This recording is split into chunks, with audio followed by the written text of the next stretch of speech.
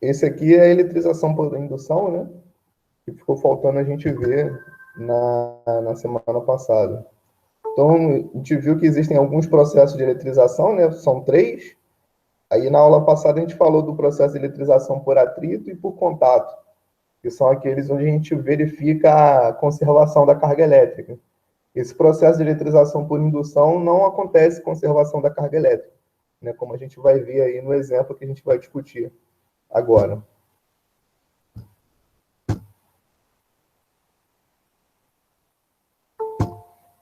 Acho que vale a pena esperar mais um pouquinho, né? Porque ainda tem gente chegando. Deixa eu dar umas 9, 10 aí que a gente começa.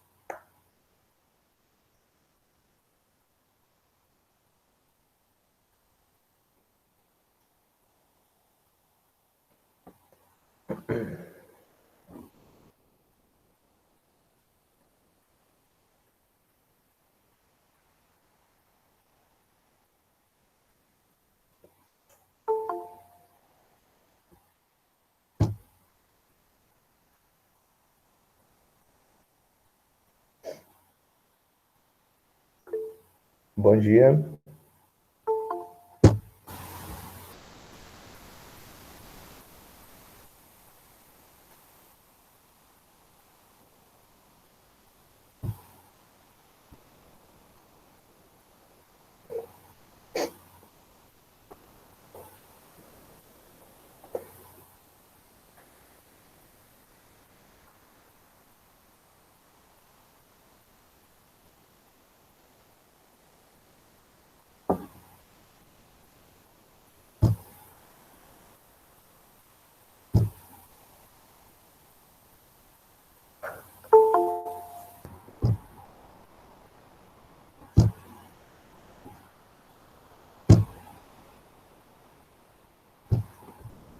Quando a gente for fazer o módulo 2, né?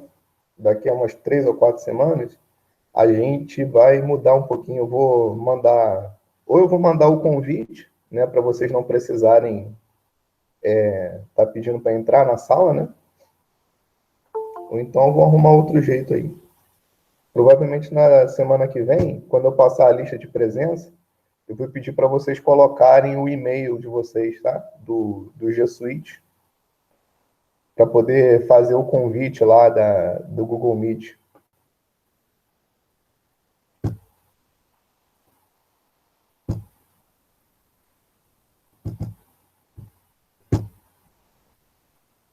Então tem esse exercício 3 aqui, né? Que na semana passada a gente não viu.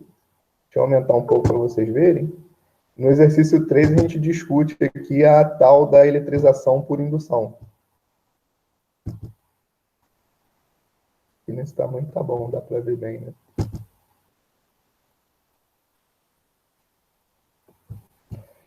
Eu não digitei a resolução desse exercício ainda, naquele gabarito, né? Mas nem precisa, porque é tudo tão simples, né? A gente pode discutir só comentando mesmo. Deixa eu aceitar mais uma pessoa que chegou aqui.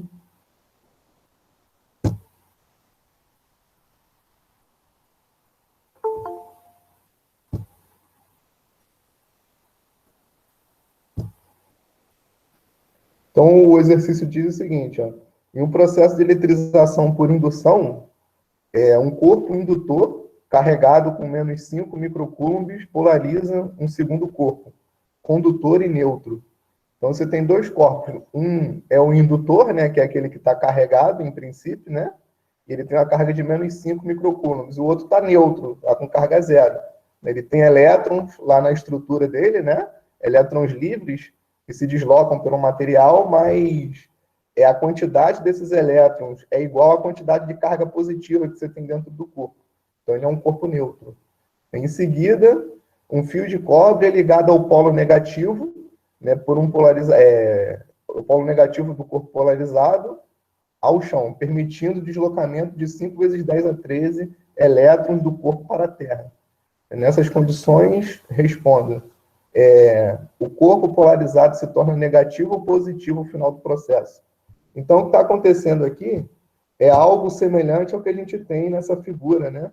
Que a gente estava vendo aqui ainda há pouco. Ó, você tem um corpo indutor, que é esse bastão aqui que a gente está vendo na figura, né?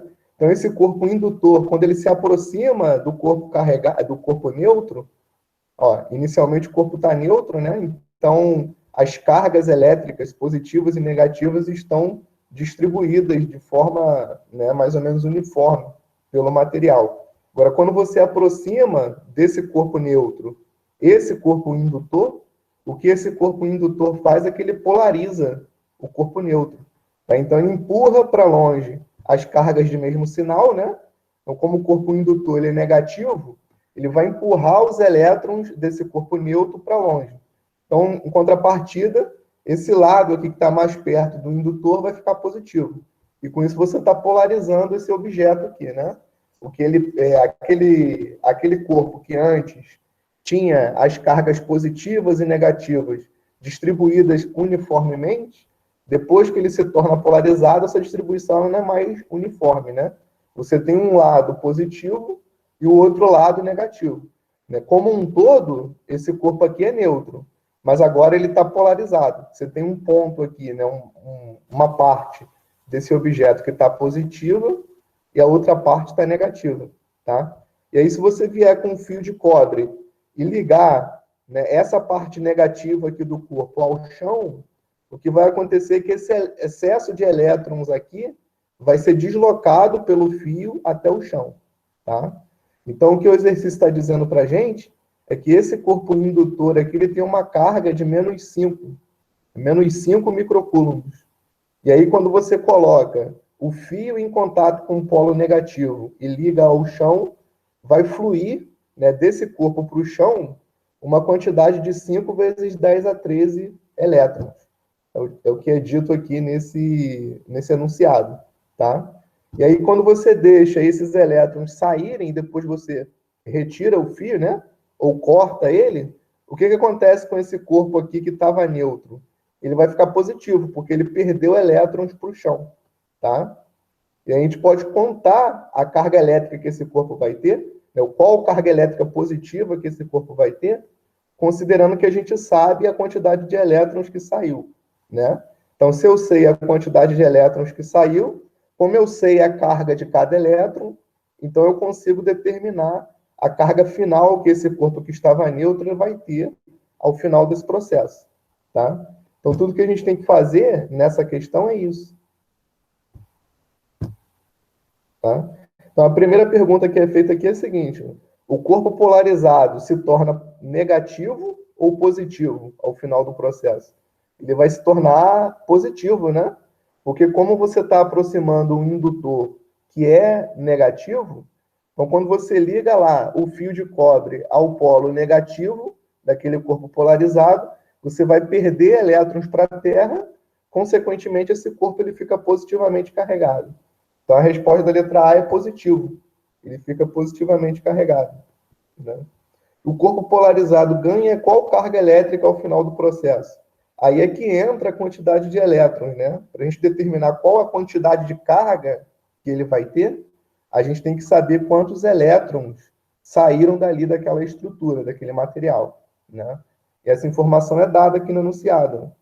5 vezes 10 a 13, né? Então, se eu pego 5 vezes 10 a 13 e multiplico pela carga elementar, né, que é a carga que corresponde a um elétron, eu vou ter a carga total que esse corpo vai ter.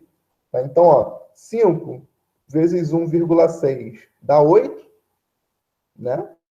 10 a 13 vezes 10 a menos 19 dá 10 a menos 6. Então, esse corpo ele vai ficar carregado com uma carga positiva, né, de 8 microcoulombs. Ó, a unidade é tipo essa, ó, microcoulombs, porque é 10 a menos 6, né? O 10 a menos 6 a gente substitui por esse símbolo, esse múltiplo de unidade aqui, que é o micro, é representado pela letra Mi, tá? Então, a resposta da letra B aqui é 8 microcoulombs, tá?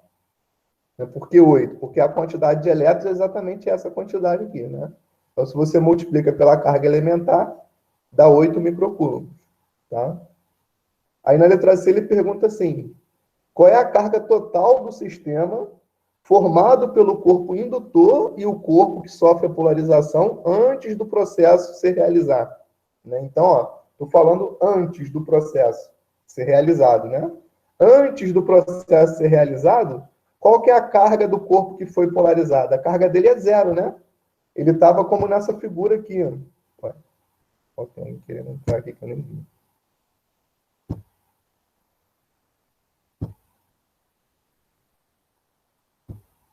Opa, peguei a...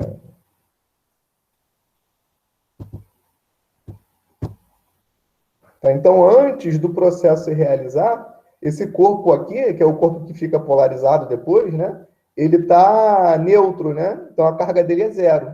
Né? Considerando que esse corpo indutor aqui tem carga de -5, então qual que é a carga total do sistema formado pelos dois corpos antes do processo se realizar?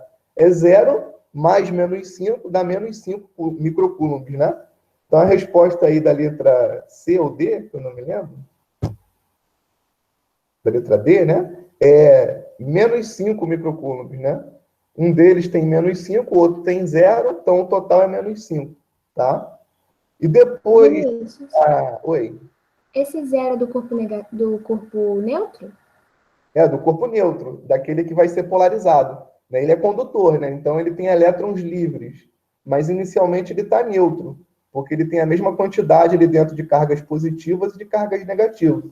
Então, quando você soma tudo, né, a carga daquele corpo é zero, antes do processo. Tá? O indutor, como ele tem carga -5, então a carga total do sistema formado pelos dois corpos tem que ser -5, né? É zero de um, -5 do outro, o total dá -5, tá? Isso antes do processo, né? Porque como a gente viu, o processo de eletrização fez esse corpo que estava neutro ganhar uma carga. Ele ganhou uma carga de quanto? De 8 microcoulombs, né? Como a gente respondeu aqui na letra C. Então, depois do processo se realizar, qual que é a carga total do sistema formado pelos dois corpos? O indutor continua tendo -5, né? Porque ele não teve alteração da sua quantidade de carga elétrica, ele mesmo não interagiu com nada, né? Ele não sofreu nenhum processo. Então, aquele corpo indutor continua com -5, e o outro, que tinha zero, depois do processo, passa a ter 8 microcoulombs. Então, depois de você fazer o processo de eletrização, o sistema como um todo passa a ter uma carga de 3, né? 8 menos 5 dá 3. Então, essa é a carga total do sistema depois do processo de eletrização. Tá? Então, com isso, a gente percebe que nesse processo de eletrização aqui por indução, a conservação da carga elétrica ela não acontece. Ou seja, a carga total antes do sistema passar pelo processo é diferente da carga total depois desse sistema passar pelo processo. Tá? Então, qual é a resposta aqui da letra A? Ele pergunta, houve conservação da carga elétrica total do sistema, né, formado pelo corpo indutor e o corpo que sofre a polarização? Não houve, a resposta é não. Tá? A carga total antes e depois é diferente. E por que que nesse processo de eletrização a carga elétrica ela não se conserva? Justamente porque tem essa interação com a Terra, né? Com o meio externo ao sistema.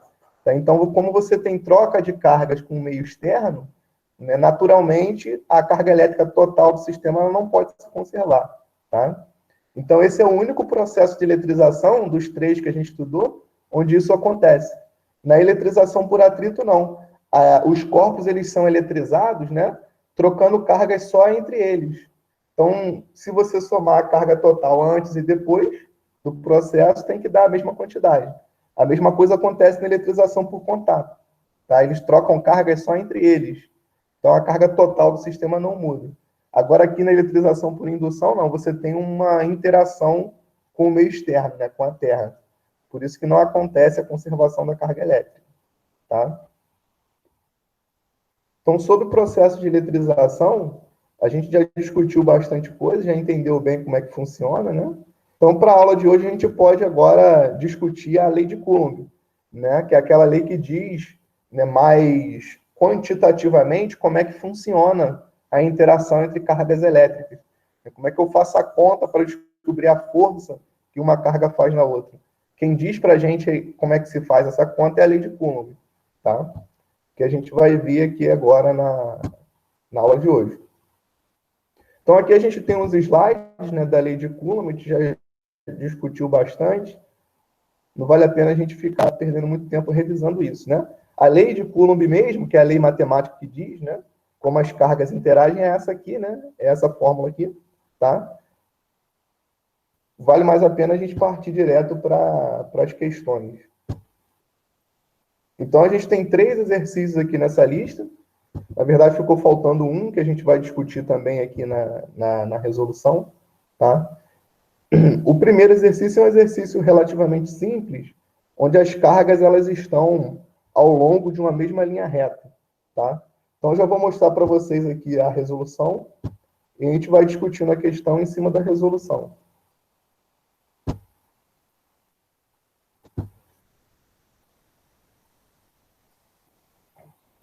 Então, o que a gente tem aí nessa primeira questão? Você tem 3 cargas ao longo de uma mesma linha reta, né, colineares. Né, colineares significa que elas ocupam uma mesma linha reta, tá?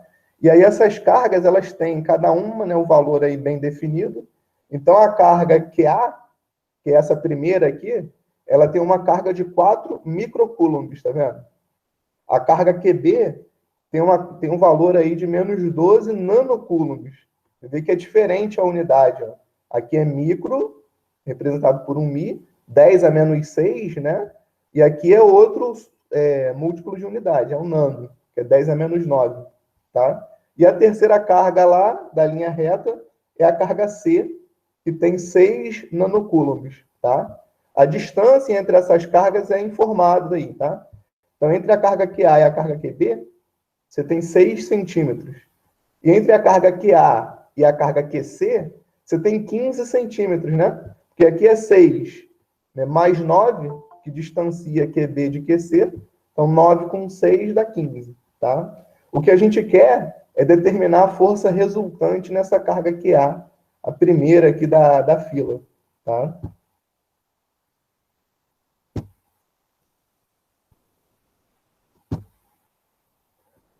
Então, como são 3 cargas, né? A gente vai ter em cima dessa carga QA 2 forças, né? Uma de cada outra carga que está aí nas proximidades. Tá? Então, a força que a carga QC faz na carga QA, essa força é FCA, que eu desenhei aqui embaixo, tá vendo? E por que essa força FCA está apontando para a esquerda, né? Está apontando nessa direção aí que a gente está vendo na figura. Porque essas 2 cargas, ó, tanto a A como a C, as duas são positivas. Então, entre essas 2 cargas aqui, a C e a A, você vai ter uma força de repulsão. Por isso que em cima da carga QA, a força vai estar apontando para a esquerda. Agora, se você for olhar para a força FBA, né, que é aquela força que a carga B faz na carga A, é uma atração que está acontecendo aqui. Ó. Você tem uma positiva e a outra negativa. Então, se é atração, em cima dessa carga QA, a força tem que estar apontando para a direita, né? Então, o que a gente tem aí é uma competição de 2 forças, a FCA e a FBA. As 2 forças ao longo de uma mesma linha reta, né? Então, vai vencer esse cabo de guerra aí, aquela força que for mais intensa. Então, a primeira coisa que a gente tem que fazer é determinar o módulo de cada uma dessas, né? Da FBA e da FCA, tá? Então, primeiro a gente vai fazer a conta aqui para achar o módulo da força FCA, tá? Então, como sempre, a gente vai usar a lei de Coulomb, né? Que é essa regrinha que a gente está vendo aqui.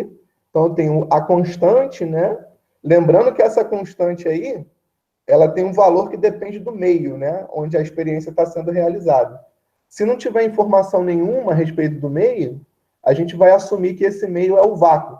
E aí o valor desse K é 9 vezes 10 a 9, conforme a gente está vendo aqui nessa conta. E aqui são os módulos das forças.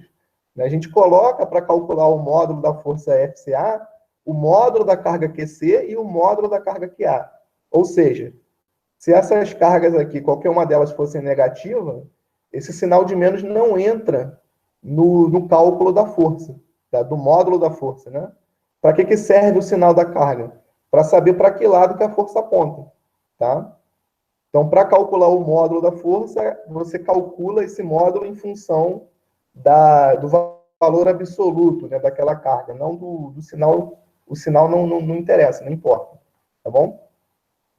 Então, o que a gente tem que fazer é substituir os valores, né? E fazer a conta, tá bom?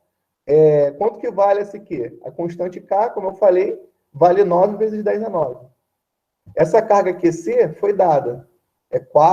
6 nanocoulombs, tá vendo? Então, 6 vezes 10 é menos 9. Da onde que vem esse 10 a menos 9? Vem desse N aqui, ó, tá? E a outra carga é qual? 4 microcoulombs. 4 vezes 10 é menos 6. O menos 6 vem do micro aqui, do mi. Tá? E a distância que separa as duas cargas, a QA da QC, é uma distância de 15 centímetros. Então, a gente tem que passar para metros, né? E a unidade dessa constante K aqui informa que a gente tem que fazer a conta, né? Sempre usando a distância em metros. Da mesma forma que a gente tem que fazer a conta sempre usando a carga em coulombs. Né? Por isso que a gente tem que colocar esses múltiplos de unidade aqui. Tá bom? Então, o centímetro, quando eu passo para metro, ganho um 10 a menos 2, né? Então, se a distância é 15 centímetros, em metro é 15 vezes 10 a menos 2. E aí, como a distância entra ao quadrado na minha fórmula, eu tenho que elevar esse número aqui ao quadrado. Tá? E aí é fazer essa conta, tá? Que aqui eu não fiz passo a passo, porque a gente já entende como é que se realiza essa conta aí, né? Você vai pegar esses números aqui, ó, 9, 6 e 4, vai multiplicar eles, né? Vai dar 216, se eu não me engano.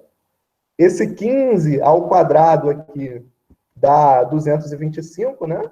Então, quando você divide o 216 que vem daqui de cima pelo 215 que vem daqui de baixo, isso dá 0,96, tá?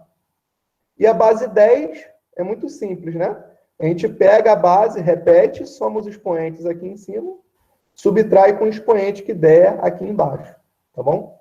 Então, aqui vai dar um 10 a menos 2, vai resultar um 10 a menos 2, né? Ó, 9 menos 9 dá 0. Aí sobra o menos 6 lá em cima, tá? Só que aqui embaixo vai dar um 10 a menos 4, tá vendo? Então, esse 10 a menos 4, quando sobe, muda o sinal, né? E aí fica menos 6 mais 4, que dá menos 2, tá?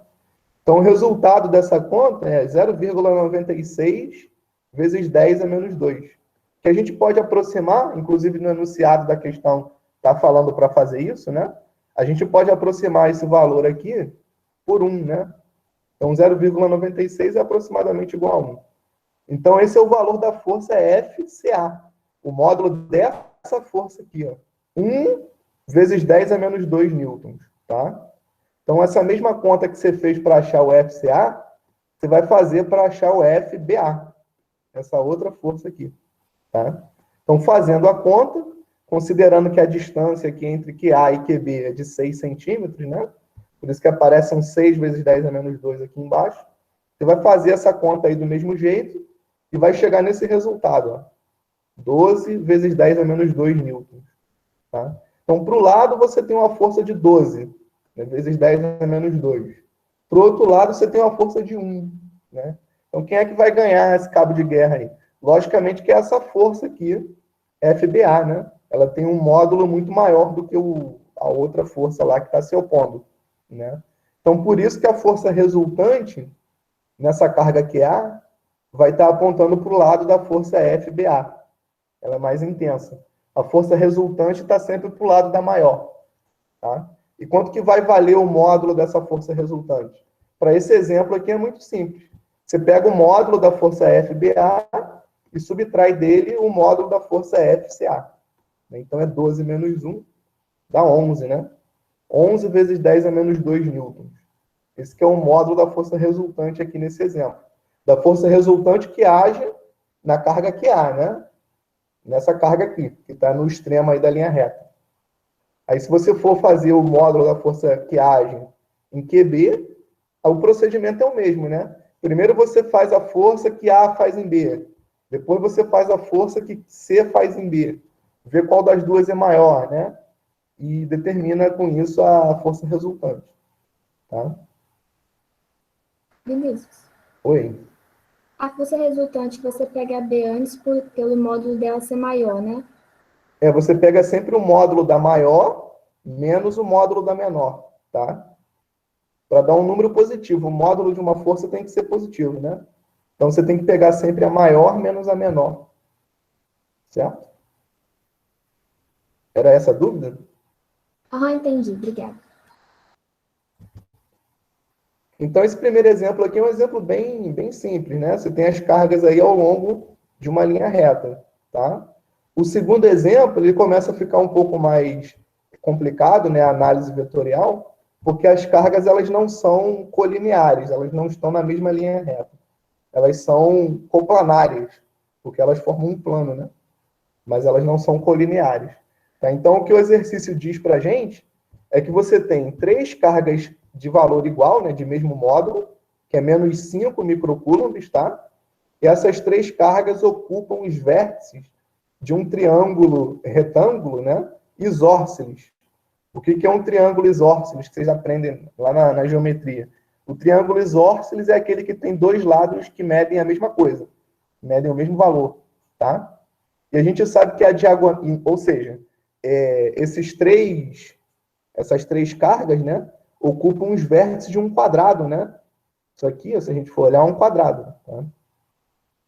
E aí a diagonal de um quadrado, vocês devem ter aprendido também lá na geometria, né? A diagonal de um quadrado é sempre o lado do quadrado multiplicado pela raiz de 2. Se você fizer o teorema de Pitágoras aqui, você vai ver que a diagonal de um quadrado, a medida da diagonal de um quadrado, é sempre o valor do lado multiplicado por raiz de 2. Tá? Então, se a diagonal aqui mede 3 raiz de 2, é porque os lados desse quadrado medem 3 centímetros. Tá? Na verdade, eu fiz a conta com centímetro, mas no enunciado está em metros.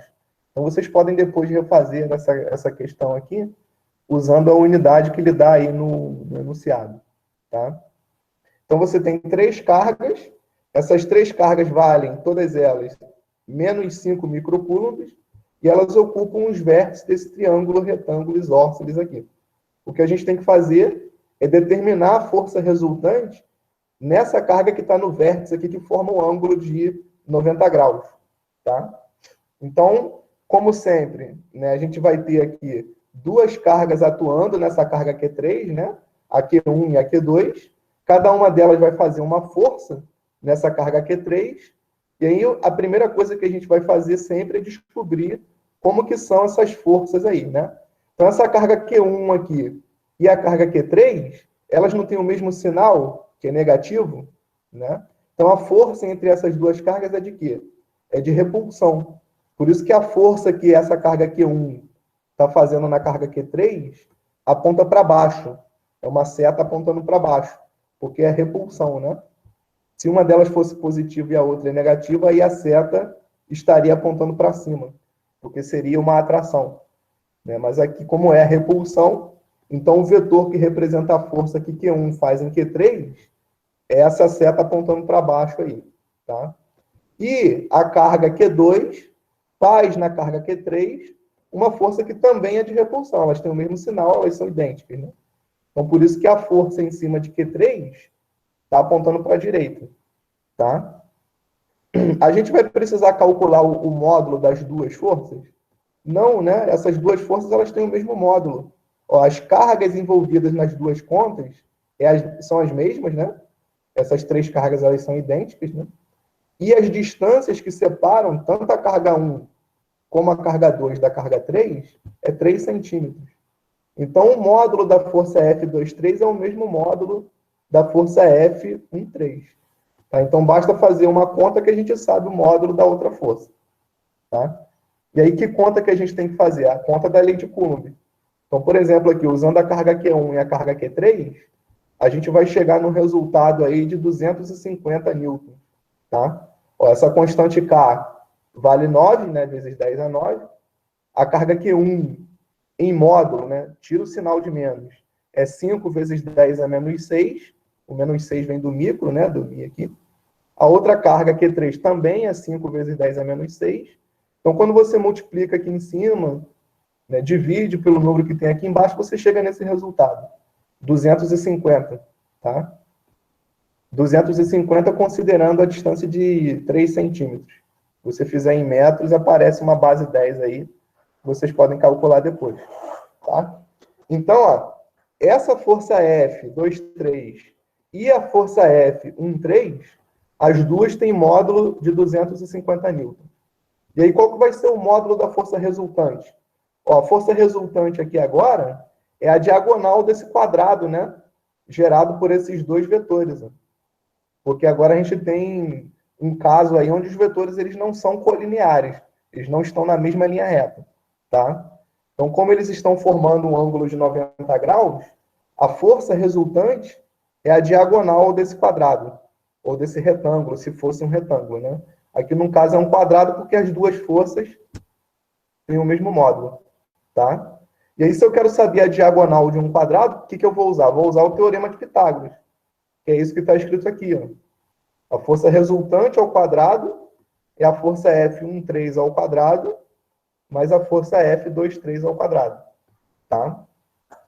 As duas valem 250, então é 250 ao quadrado mais 250 ao quadrado, né? Ou seja, 2 vezes 250 ao quadrado, que é o que está escrito aqui embaixo, tá? Então, o módulo da força é a raiz quadrada desse número aqui. Então, é a raiz quadrada de 2 vezes a raiz quadrada de 250 ao quadrado, que dá 250, né? Então, o módulo da força resultante é quanto? 250 raiz de 2. Tá vendo? Sempre que você tem um quadrado de lado L, a diagonal desse quadrado é L raiz de 2. Então, aqui o quadrado, o lado vale 250. Por isso que a diagonal é 250 raiz de 2. Tá? É a aplicação do teorema de Pitágoras, consequência da aplicação do teorema de Pitágoras. Certo? Então, aqui a gente já viu um exemplo que ele é um pouco interessante em relação ao primeiro, porque o modo como você calcula a força resultante é um pouco diferente, né? Você tem que usar aqui o teorema de Pitágoras. Isso porque o ângulo formado entre essas duas forças é um ângulo de 90 graus, né? Se esse ângulo fosse um ângulo diferente de 90 graus, que é o que a gente vai ver no exemplo 4 ali à frente, aí você teria que usar a lei dos cossenos, tá? Que é um pouquinho mais... É a generalização do teorema de Pitágoras, né? Um caso onde o ângulo vale qualquer valor. Ao invés de valer só 90 graus, né, entre os catetos aqui, você tem uma lei que vale para qualquer valor de ângulo ali entre esses dois vetores. Essa é a lei dos cossenos. No próximo exemplo, ali no exemplo 4, a gente vai ver isso. Certo? Então, esses dois primeiros exemplos aqui, né, tanto um como um 2, são exemplos de aplicação direta, né, das fórmulas e tal. Eles servem para a gente entender como é que funciona a análise dos vetores aí na relação entre as cargas elétricas. Tá? O terceiro exemplo, se vocês forem ler lá no enunciado, né, da lista, é um exemplo que ele é um pouco mais contextualizado, né? Ele traz uma historinha ali e tal. Então, o exemplo 3, ele fala o seguinte: vamos supor que você esteja num laboratório, né, de física 3, um laboratório didático, né? E aí você pega equipamentos lá, e esses equipamentos você pode eletrizar eles com carga elétrica positiva ou negativa, não importa, tá? Se esses equipamentos que você eletriza dentro do laboratório tiver uma carga elétrica acima de 3 microcoulombs, né? Depois que você fez lá a experiência que você queria, o objeto ficou com uma carga, né, maior ou igual a 3 microcoulombs, isso pode ser perigoso, né? Você deixar aquele equipamento com aquela carga elétrica, tá? Pode dar choque, alguma coisa assim. Então, o técnico do laboratório, toda vez que ele faz uma experiência lá, ele precisa verificar se o equipamento que ele usou ao final da experiência ficou com uma carga elétrica maior ou igual a 3 microcoulombs. Tá? Caso tenha ficado com uma carga maior do que 3 microcoulombs, ele tem que fazer algum processo para reduzir essa carga. Tá? Então, ele precisa verificar se aquele equipamento, né, se aquele instrumento, ficou com uma carga maior do que 3 microcoulombs. Então, o que ele faz? Ele pega esse equipamento, que tem uma carga que ele não sabe quanto é, ele quer determinar, uma carga aqui, e aí ele faz lá um procedimento com outro equipamento que ele sabe que tem carga 2 microcoulombs, tá? Então, ele pega um objeto de teste que tem carga de 2 microcoulombs e faz uma certa experiênciazinha aí para ver se essa carga aqui é maior ou igual a 3 microcoulombs. Né? Que experiência é essa que ele faz? Ele pega esses dois objetos e conecta os dois objetos por uma mola. Na verdade, é um dinamômetro, né? O dinamômetro é um objeto que mede força, tá? E aí ele coloca esses dois objetos no dinamômetro e solta, né? E aí o que vai acontecer com essa mola? Essa mola vai se distender, né? Ela vai esticar. E aí, conforme a mola vai esticando, vai surgindo a força elástica da mola ali, né? Que é essa força M, tá? Que a gente aprendeu na lei de Hooke lá no primeiro ano. Então, quando esse objeto todo aqui, esse sistema todo entra em equilíbrio, ou seja, essa mola para de aumentar ou diminuir de comprimento, significa que as forças entraram em equilíbrio. Né? Tanto essa força elétrica entre essa carga Q1 e a carga Q, né, como a força da mola, né, que age aí sobre o sistema. Tá? Então, quando tudo isso entra em equilíbrio, significa que essa força da mola aqui é igual à força elétrica. E essa força da mola é fácil de você determinar, porque esse instrumento aqui é um dinamômetro, então ele informa para você o valor dessa força. E essa distância que separa as duas cargas também é fácil de determinar, é só medir com uma régua, né?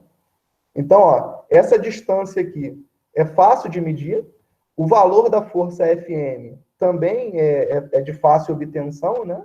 É só você olhar a medida que o dinamômetro está dando. Então, se você sabe essa força F, consequentemente, você sabe o valor dessa força elétrica, e uma vez que você sabe o valor dessa força elétrica, você consegue determinar o valor dessa carga elétrica aqui. Tá? Então, tudo isso é para determinar o valor dessa carga elétrica.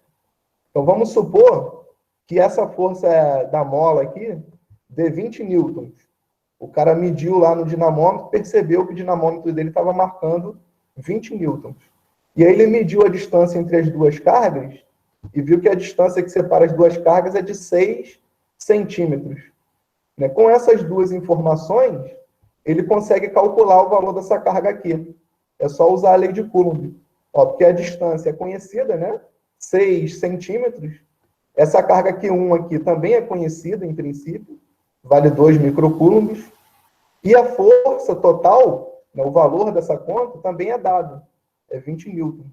Então, a única informação que a gente desconhece aqui é o valor desse Q, né? Que é justamente aquilo que a gente quer descobrir quanto vale. Então, é só fazer a conta para achar o Q. Ou seja, isola o Q aqui, ó.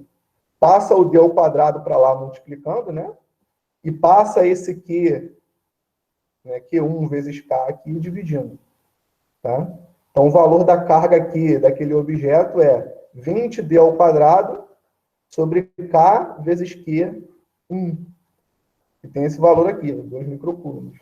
Então, substituindo todos os dados aí, ó, o D é 6 centímetros, isso aqui é 2 microcoulombs, isso aqui é 9 vezes 10 a 9. Faz a conta toda e você encontra o valor da constante, da carga K, da carga Q.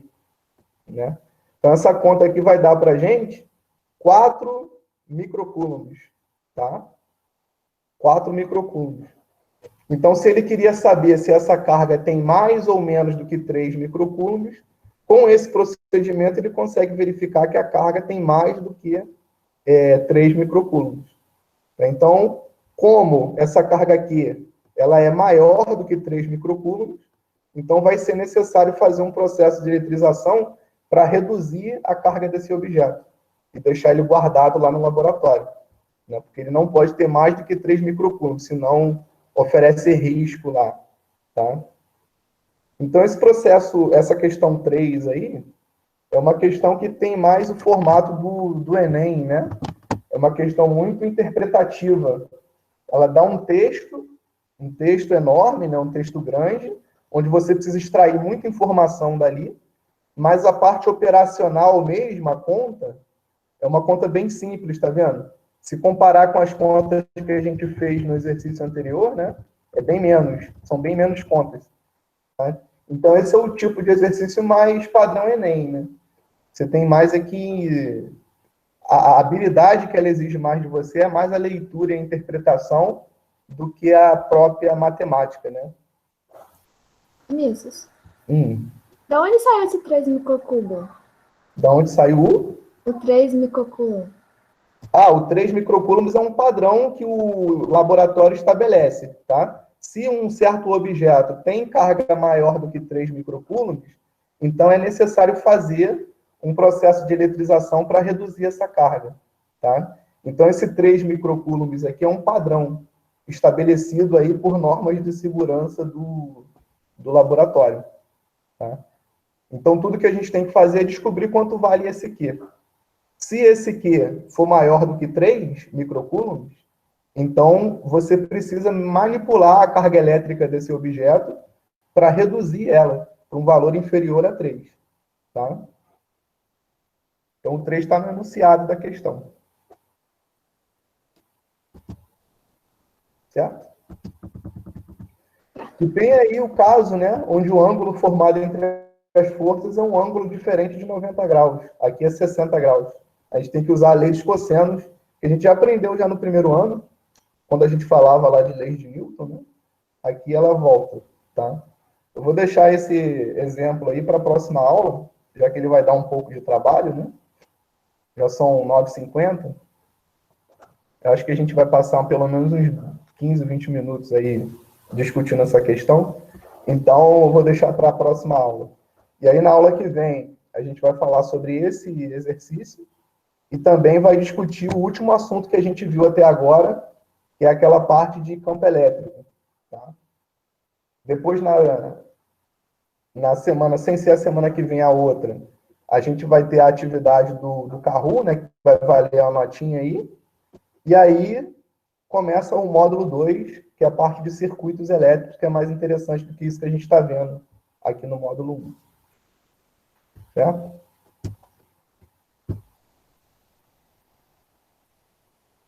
Entenderam tudo aí, né? Alguma dúvida? Aquela questão 3 que a gente fez ali, ela é um pouco mais complicada, né? Porque ela tem muita análise ali de interpretação, né? Mas dá para entender.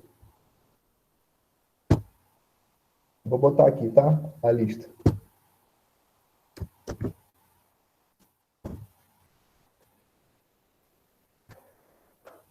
Alguma dúvida aí sobre esse assunto ou qualquer outro que a gente já tenha visto?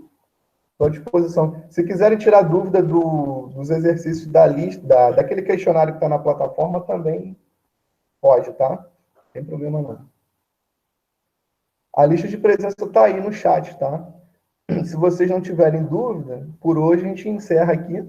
Na semana que vem a gente volta para falar de campo elétrico. Para vocês também, boa semana, bom dia.